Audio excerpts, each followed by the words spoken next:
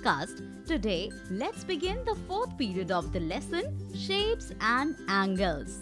Over the course of our previous sessions, we led the students to thoroughly understand the various concepts related to shapes and angles. And now, as we continue implementing the zero investment innovative idea of concept explanation, let's engage the students in some exciting hands-on activities and follow it up with an inquiry-based approach.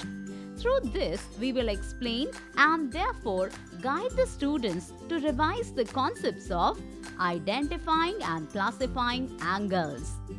A day prior to beginning this period, let's ensure we ask each student to bring an origami sheet and some colored pencils to the classroom the next day.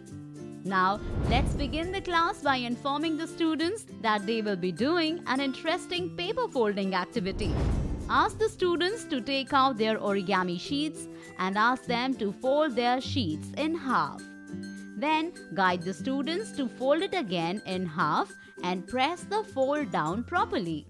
Once that is done, ask the students to open the last fold so that they will now have their sheets folded in half with a crease in the middle.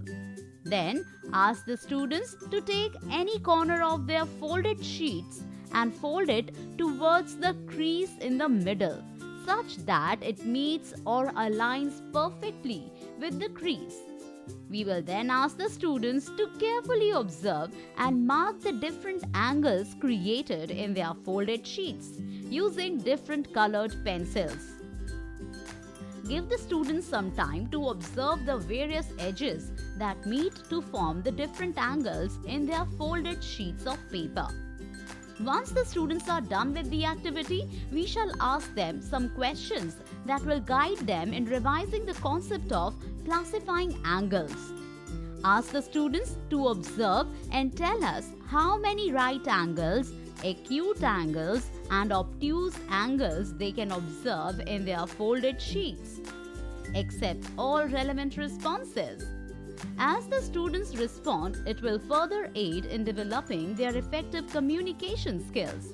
We will then conclude by informing the students that if we observe carefully, we can identify the different angles around us.